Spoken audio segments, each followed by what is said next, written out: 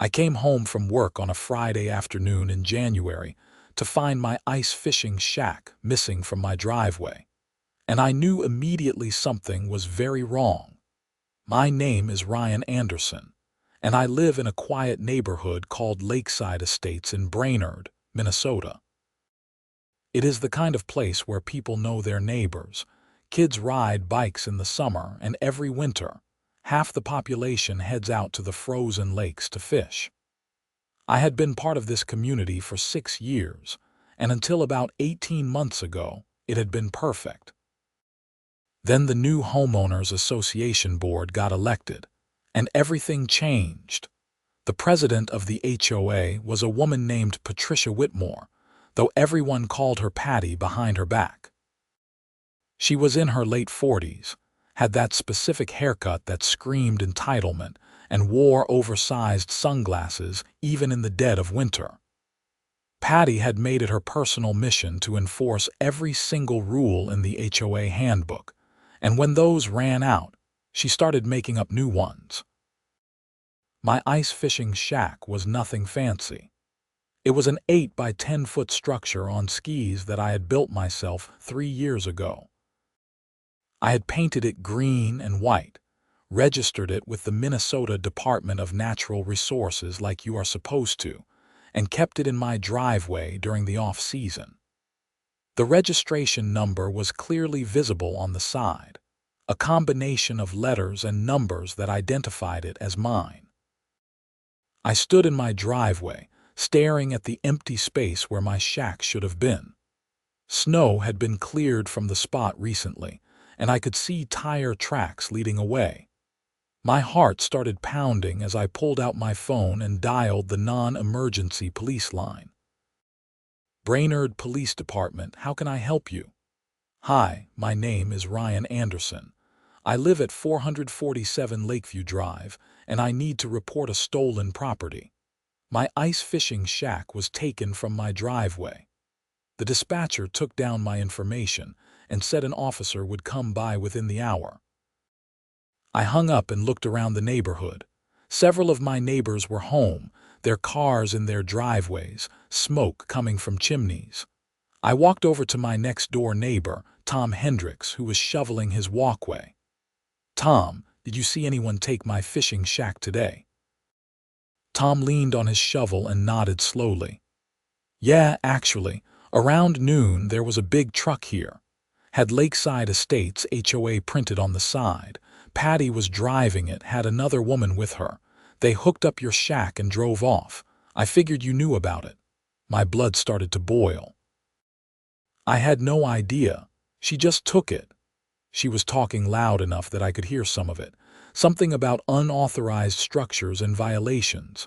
You know how she gets. I thanked Tom and went back to my house to wait for the police. This was not the first time Patty had caused problems for me. 6 months ago, she had sent me a violation notice because my grass was half an inch too tall. 3 months ago, she tried to fine me $200 because I had left my garbage cans visible from the street for more than 12 hours after pickup. Each time, I had fought back, cited the actual rules, and proven she was wrong.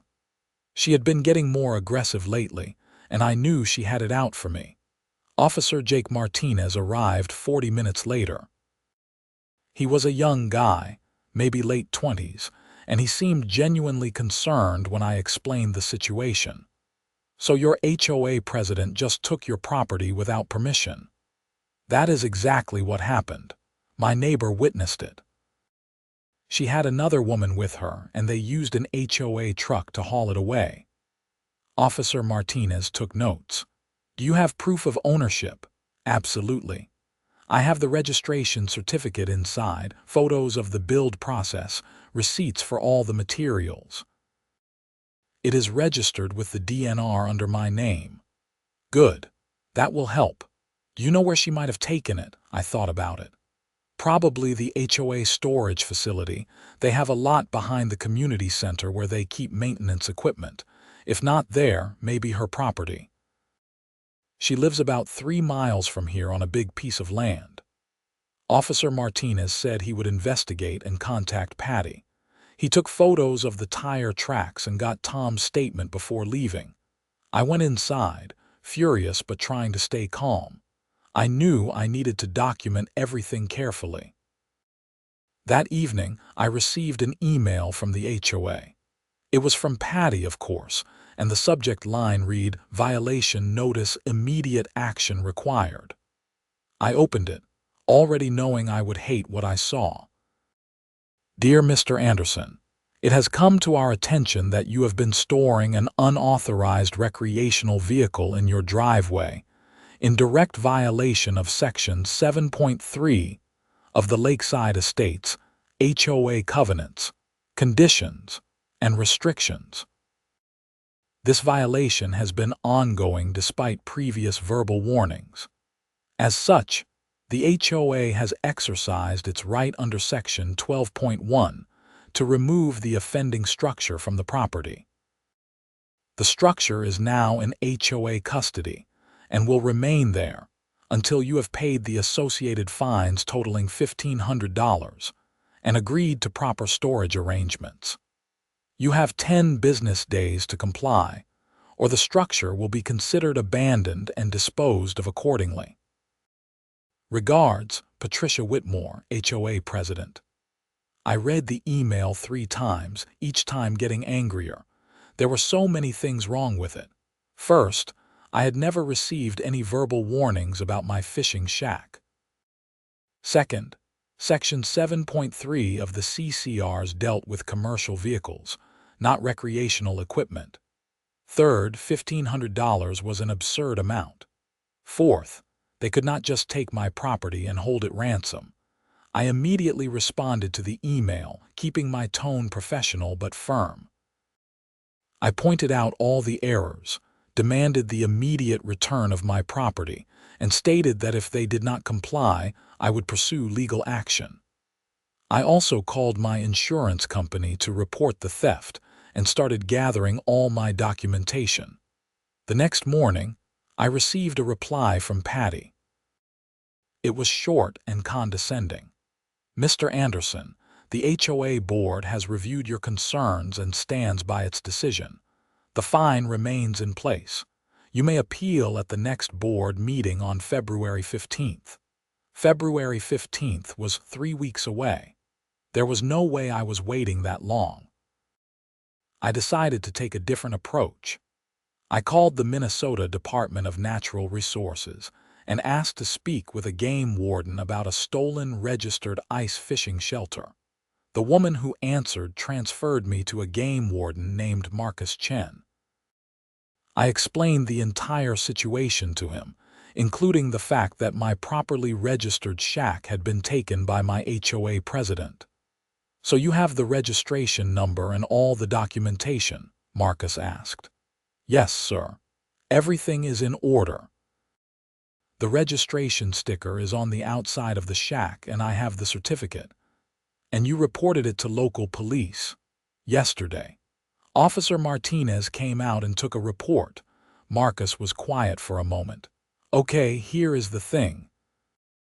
A registered ice fishing shelter is treated similarly to a boat or ATV in terms of ownership. If someone takes it without permission, that is theft, plain and simple. The fact that it is registered makes it easier to prove ownership and track. Give me the registration number, and I will see what I can do." I gave him the number, along with Patty's name and the address of the HOA storage facility. Marcus said he would look into it and get back to me. I felt a small sense of relief. At least someone with authority was taking this seriously. That afternoon, I decided to drive by the HOA storage facility myself. It was located behind the Lakeside Estates Community Center, a building used for neighborhood events and board meetings. The storage area was surrounded by a chain-link fence with a locked gate. I parked on the street and walked up to the fence, looking through. Sure enough, there was my ice fishing shack sitting among lawn mowers, snow blowers, and other equipment. I could see my registration number on the side from where I stood. I took several photos with my phone, making sure to get clear shots of the registration number and the surrounding area. As I was taking photos, a car pulled up behind me. It was a silver SUV, and when the driver got out, I recognized her immediately. It was Patty, and she did not look happy. "What do you think you are doing?" she demanded, walking toward me with her arms crossed. "Taking photos of my stolen property," I said calmly. "That property was removed due to HOA violations. You are trespassing." "I am standing on a public street, Patty." "And you had no right to take my fishing shack. That is theft." Her face turned red. "How dare you? I am the president of this HOA and I have every right to enforce the rules. If you do not like it, you can move." I checked the CCRs.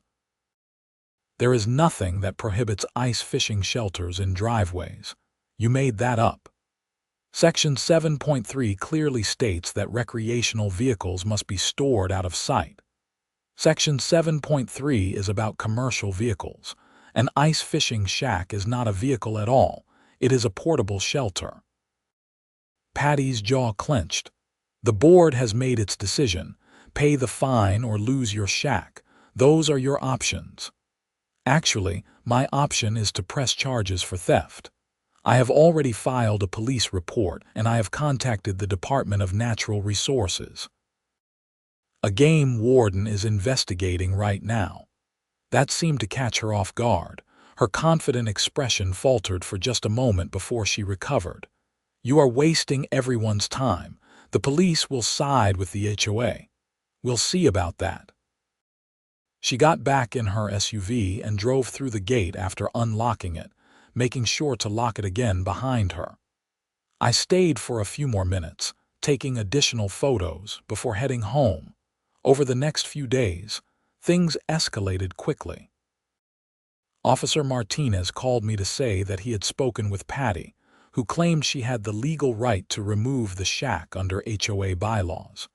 He said it was becoming a civil matter and suggested I contact a lawyer. I was frustrated but not surprised. The police often did not want to get involved in HOA disputes. However, Marcus Chen, the game warden, was a different story. He called me 3 days after our first conversation and asked if I could meet him at the HOA storage facility. I agreed immediately and drove over there within 20 minutes. Marcus was already there when I arrived, standing next to a DNR truck. He was a tall, fit man in his 40s with a serious demeanor. We shook hands and he gestured toward the fence.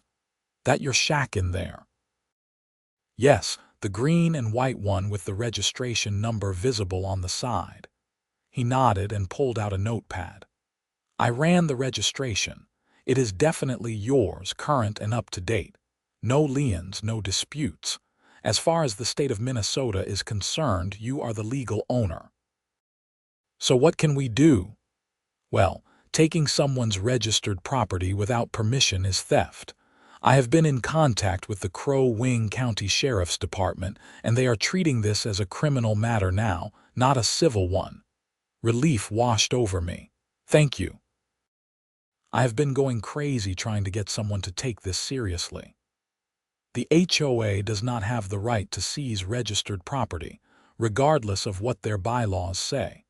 If they had an issue, they should have gone through the proper legal channels, gotten a court order, things like that. They cannot just take your stuff. As we were talking, another vehicle pulled up. It was a sheriff's deputy in a marked car. Marcus walked over to speak with him while I waited. After a few minutes, they both came back to where I was standing. The deputy, whose name tag read Stevens, introduced himself and asked me to go through the entire story again. I did, showing him all the photos, emails, and documentation I had. He took notes and seemed increasingly annoyed as I explained Patty's actions. "All right, Mr. Anderson. We are going to contact Miss Whitmore and arrange for the return of your property. If she refuses, we will pursue theft charges." "What about the fine she is demanding?" Deputy Stevens shook his head. "You do not owe her anything. She had no legal basis to take your property in the first place. Any fines associated with this incident are invalid." I thanked both of them and headed home, feeling more optimistic than I had in days. It seemed like things were finally moving in the right direction. That evening, I received a furious call from Patty. She did not even say hello before launching into a tirade. "I cannot believe you sixed the sheriff on me. Do you have any idea how embarrassing this is? You stole my property, Patty. What did you expect? I did not steal anything. I was enforcing HOA rules. You made up a rule and used it to justify taking something that did not belong to you. That is theft. The board will hear about this. You are going to be fined for harassment. Go ahead. I will see you in court." She hung up and I sat down on my couch, shaking with adrenaline. I hated confrontation, but I was not going to let her bully me. The next day, Deputy Stevens called to let me know that Patty had agreed to return the ice fishing shack. He said she was still insisting she had done nothing wrong, but that her lawyer had advised her to return it to avoid criminal charges. I was relieved, but also frustrated that she was not facing any real consequences yet. That afternoon, the same HOA truck that had taken my shack pulled into my driveway. Patty was driving again, and this time she had a man with her who I recognized as Gary, the HOA's maintenance guy. They unhooked the shack and left it in my driveway without saying a word to me. I watched from my front window, recording everything on my phone. After they left, I went outside to inspect the shack. It looked fine at first, but when I opened the door, I was furious. The interior had been trashed. My fishing equipment was gone. My rods, tackle box, heater, and portable ice auger were all missing. The bench seats I had built were broken, and there were scratches on the walls. I immediately called Deputy Stevens and sent him photos. He said I should document everything and file an additional report for theft and vandalism. I spent the next hour photographing the damage and making a list of everything that had been taken. The total value of the missing equipment was around $1,200. Marcus Chen also called me after I sent him photos. He was not happy. "This is escalating beyond a simple dispute. You need to push for charges." I plan to. I am not letting this go. Over the next week, I met with Deputy Stevens twice more. He had interviewed Patty, Gary, and another HOA board member named Susan Carmichael, who had been the other woman in the truck the day my shack was taken. All three denied taking any equipment from inside the shack. Patty claimed the shack was already empty when they removed it from my property, which was an obvious lie. Deputy Stevens told me that without direct proof, it would be hard to charge them with theft of the equipment. But the original act of taking the shack itself was still on the table. The county prosecutor was reviewing the case. Meanwhile, life in the neighborhood became increasingly uncomfortable. Patty had rallied some of the other homeowners against me, spreading rumors that I was a troublemaker who did not respect community rules. I received nasty notes in my mailbox and had someone key my truck one night. Tom, my neighbor, told me that Patty had been going door to door, trying to get people to sign a petition to have me removed from the neighborhood, which was not even legally possible. I decided to attend the next HOA board meeting, which was scheduled for February 15th, the same meeting Patty had mentioned in her email. I wanted to confront the board publicly and make sure everyone knew what had happened. The meeting was held at the community center at 7 in the evening. When I arrived, the parking lot was packed. Apparently, word had gotten around and people were curious. I walked into the meeting room and found a seat in the back. The board sat at a long table at the front, Patty in the middle, Susan Carmichael on her left, and 3 other board members I did not know well. Patty started the meeting with standard business, approving minutes from the last meeting, discussing budget items, and reviewing maintenance schedules. I waited patiently through 45 minutes of mundane topics before the floor was opened for homeowner concerns. I raised my hand immediately, and Patty's expression soured when she saw me. "Yes, Mr. Anderson," she said with forced politeness. I stood up so everyone could see me. "I want to address the incident from 2 weeks ago when you unlawfully removed my ice fishing shack from my property." The room went silent.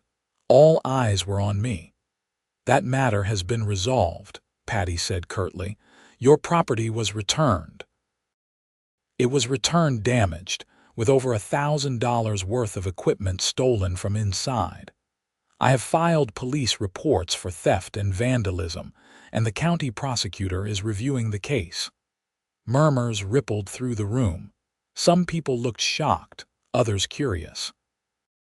Susan Carmichael leaned toward her microphone. "Mr. Anderson, the HOA acted within its rights to enforce community standards." "No, you did not. I have reviewed the CCRs thoroughly with a lawyer. There is no provision that allows the HOA to seize personal property. What you did was illegal, and you are facing criminal charges because of it." Patty's face turned bright red. "You are out of line. This meeting is not the place for your personal grievances. This is exactly the place. You used HOA resources and authority to commit a crime. Every homeowner here deserves to know that." Another board member, a man named Keith, spoke up. "If what you are saying is true, do you have proof?" I pulled out my phone and held it up. "I have emails, photos, police reports, and witness statements.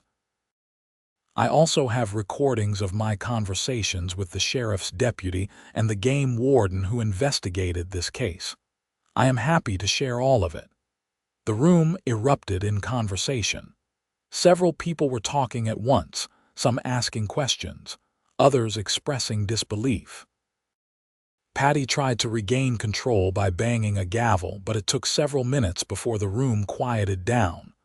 "This meeting is adjourned," Patty announced abruptly. "You cannot just adjourn because you do not like what I am saying," I protested. "I just did. Everyone, please leave." People were reluctant to go, and several homeowners came up to me afterward, asking questions and expressing support.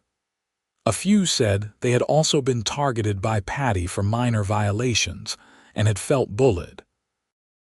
One man, an older gentleman named Richard, told me he was considering running for the board in the next election just to get Patty out. As I was leaving, Patty cornered me in the hallway. "You are going to regret this," she hissed. "Is that a threat?" "It is a promise. You have made an enemy of the entire board." "I do not care. You broke the law and you are going to face the consequences." She stormed off and I left the building, feeling both vindicated and exhausted. 2 weeks later, I received a call from the Crow Wing County Prosecutor's office. A woman named Jennifer Davies introduced herself and said she was handling my case. She asked me to come in for a meeting to go over all the evidence. I met with her the following day at the county courthouse in Brainerd. Jennifer was a sharp, no-nonsense attorney in her mid-30s. She reviewed all my documentation carefully, asking detailed questions about the timeline, the emails, and the condition of the shack when it was returned. "This is a pretty clear-cut case," she said after about an hour. "Miss Whitmore and the others involved committed theft. The question is whether we charge them with a misdemeanor or a felony. What is the difference? The value of the property and the circumstances. The shack itself is worth about $3,000, and the stolen equipment adds another $1,200. That brings the total to over $4,200, which would qualify for a felony charge. Additionally, the fact that she used her position in the HOA to justify the theft could be considered an abuse of authority, which adds weight. What do you recommend? Jennifer leaned back in her chair. I think we go for the felony. She needs to understand that she cannot use her HOA position to bully people and steal their property. If we let her off with a slap on the wrist, she will just keep doing it. I agree. Okay, I will be filing charges this week. You will need to testify, and it will probably take a few months to go to trial, assuming she does not take a plea deal. I left the courthouse feeling a strange mix of emotions. Part of me was glad that justice was being served, but another part of me just wanted this whole thing to be over. Over the next few weeks, things got worse before they got better. Patty was formally charged with felony theft, and the story made the local news.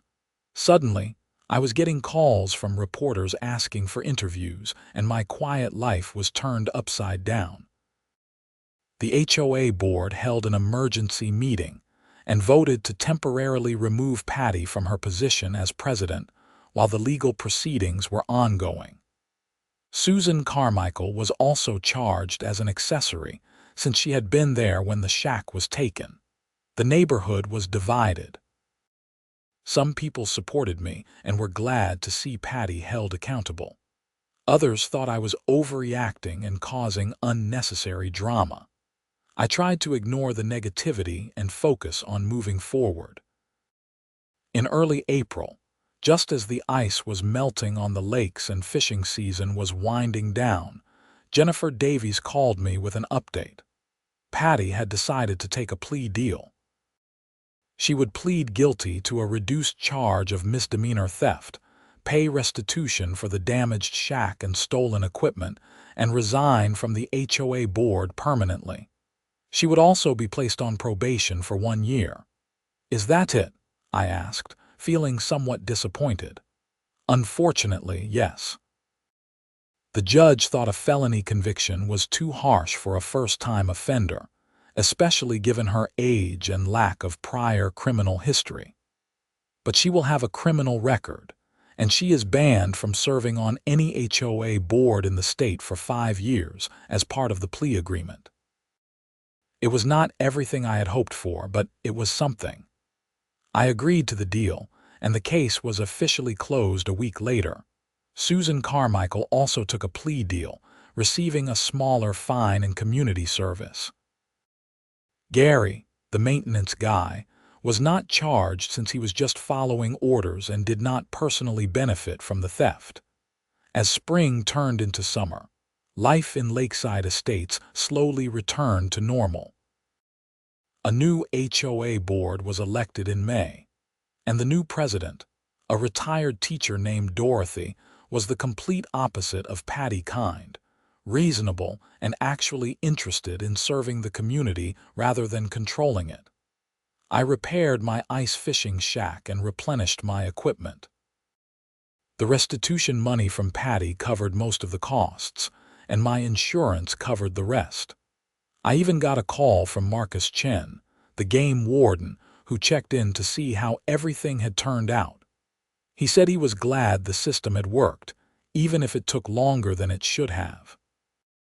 One evening in late June, I was mowing my lawn when Tom came over with a couple of beers. We sat on my porch and talked about the whole ordeal.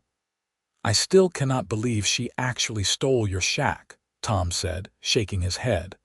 I mean, I knew she was difficult, but that was next level. I think she really believed she could get away with it. She thought the HOA gave her unlimited power. Well, she learned the hard way. I heard she moved out of the neighborhood, sold her house, and left town. Good riddance, I said, taking a sip of beer. Hey, you going to put the shack out on the lake this winter? Absolutely. I did not go through all this just to let it sit in my garage, Tom laughed. I might join you. I have always wanted to try ice fishing. You are welcome anytime. As the sun set over the neighborhood, I felt a sense of peace I had not felt in months. The whole experience had been exhausting and infuriating, but it had also taught me the importance of standing up for myself and not letting bullies win, even when they hide behind rules and authority. The following winter, I hauled my ice fishing shack out onto Lake Mille Lacs and spent countless hours there with Tom and other friends. Every time I looked at that shack, I felt a sense of pride. It was more than just a place to fish, it was a symbol of perseverance and justice. And the registration number on the side, I never covered it up. In fact, I repainted it so it was even more visible than before. If anyone ever tried to take it again, they would know exactly who it belonged to. And thanks to Marcus Chen and the Department of Natural Resources, it would be tracked down in no time. Life went on in Lakeside Estates. The new HOA board was fair and reasonable, enforcing rules that actually existed and treating homeowners with respect. Dorothy, the new president, even apologized to me on behalf of the board for everything that had happened with Patty. I appreciated the gesture, though I told her it was not necessary. The people responsible had been held accountable, and that was enough for me.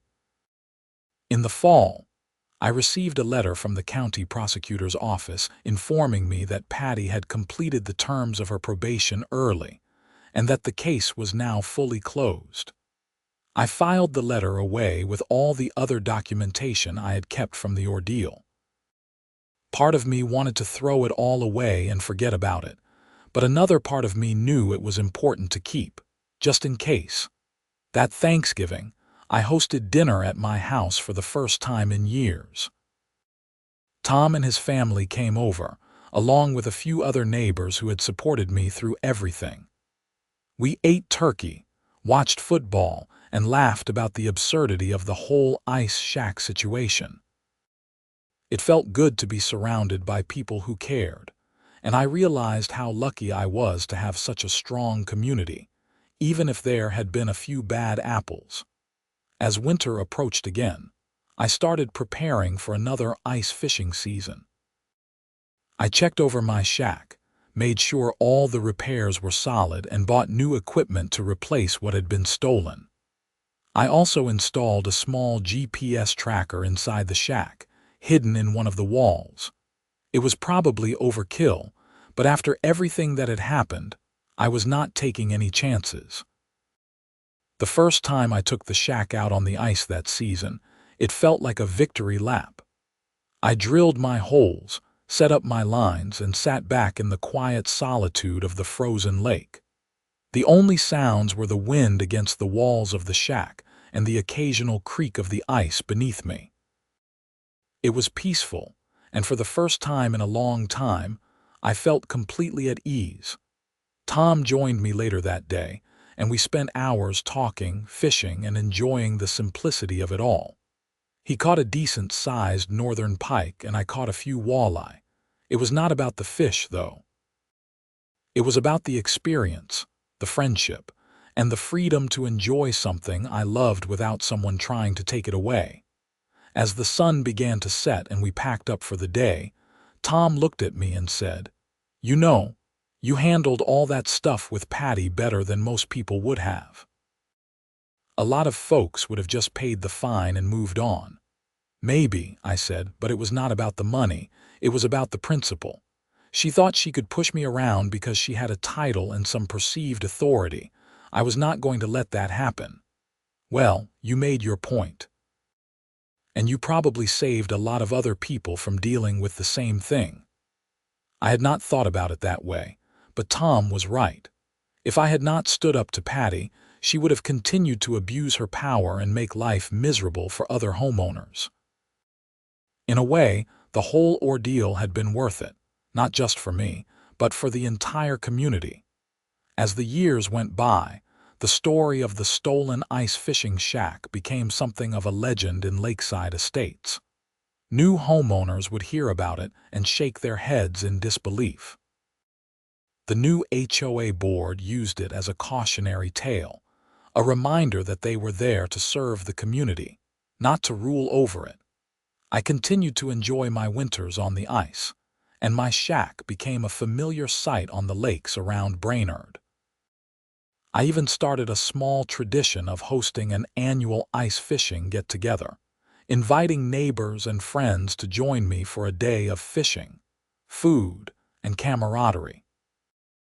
It became one of the highlights of my year, a chance to celebrate not just the sport I loved, but the community that had supported me when I needed it most. Patty, as far as I knew, never returned to Lakeside Estates. I heard through the grapevine that she had moved to a condo in Minneapolis and had taken a low-profile job somewhere. I did not know if she had learned anything from the experience, and honestly, I did not care. She was out of my life, and that was all that mattered. Looking back, the whole situation taught me a lot about human nature, power dynamics, and the importance of standing up for what is right, even when it is difficult. It also taught me that systems of justice, while imperfect and sometimes slow, do work when people are willing to fight for them. My ice fishing shack, the same one that had caused so much trouble, still sits in my driveway during the off-season. Every time I see it, I think about the journey it took me on, the frustration, the anger, the eventual triumph. It is a reminder that sometimes the things we value most are worth fighting for, no matter how small or insignificant they might seem to others. And that registration number, clearly visible on the side, serves as a permanent testament to the fact that ownership matters, rules have meaning, and no one, not even an HOA president, is above the law. One afternoon in early December, about 3 years after the whole ordeal, I was in my garage organizing my fishing gear when I heard a knock on the door. I opened it to find Marcus Chen, the game warden who had helped me track down my shack, standing on my porch. "Marcus, what brings you by?" He grinned and held up a 6-pack of beer. "I was in the neighborhood and thought I would stop by, see how you are doing. Mind if I come in?" "Not at all. Come on in." We sat in my living room and Marcus told me he had recently retired from the DNR. He was moving to northern Minnesota to be closer to his kids and grandkids, but he wanted to check in with me before he left the area. "Your case was one of the more interesting ones I worked on," he said, taking a sip of beer. "Most of the time, stolen property cases are pretty straightforward. Someone takes something, we find it, we return it. But yours had all these layers with the HOA and the legal system. It was a good reminder that my job is not just about enforcing fishing regulations. It is about protecting people's rights. I really appreciate everything you did. I do not think I would have gotten my shack back without your help. You would have figured it out. You are a determined guy, but I was happy to assist. That Patty woman was something else." We talked for a while longer, reminiscing about the case and swapping stories about fishing. Before he left, Marcus shook my hand and said, "Keep fighting the good fight, Ryan. People like you make a difference." After he left, I sat on my couch and thought about his words. I had never seen myself as someone who made a difference. I was just a regular guy who refused to be bullied. But maybe that was enough.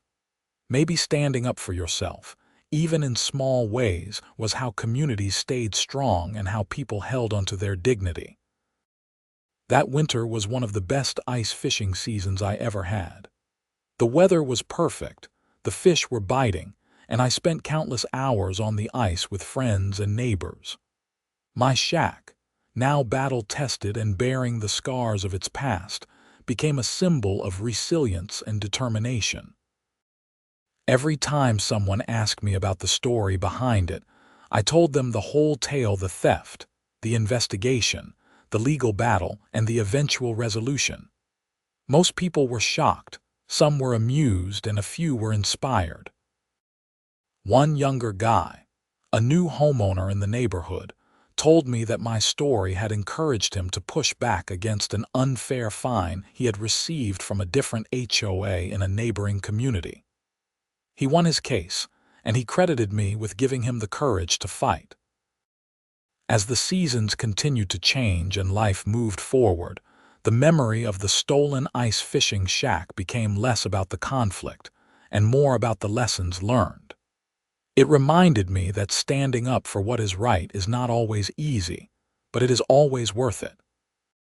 It taught me that authority is not the same as power, and that true strength comes from doing the right thing, even when it is difficult. In the spring of the following year, the Lakeside Estates HOA held a community appreciation event. Dorothy, the HOA president, asked if I would be willing to speak about my experience and the importance of fair governance. I was hesitant at first, but I eventually agreed. On the day of the event, I stood in front of a crowd of about 50 homeowners and shared my story. I talked about the theft, the investigation, and the legal process. But more importantly, I talked about the importance of community, accountability, and treating people with respect. What happened to me could have happened to anyone, I said. And if we do not stand up for each other and hold our leaders accountable, it will happen again. We need to remember that the HOA exists to serve us, not the other way around. The crowd applauded, and several people came up to me afterward to share their own stories of dealing with difficult HOA boards. It was a powerful reminder that I was not alone in my experience, and that by speaking up, I had helped create a space where others felt comfortable doing the same. As I drove home that evening, I felt a deep sense of gratitude.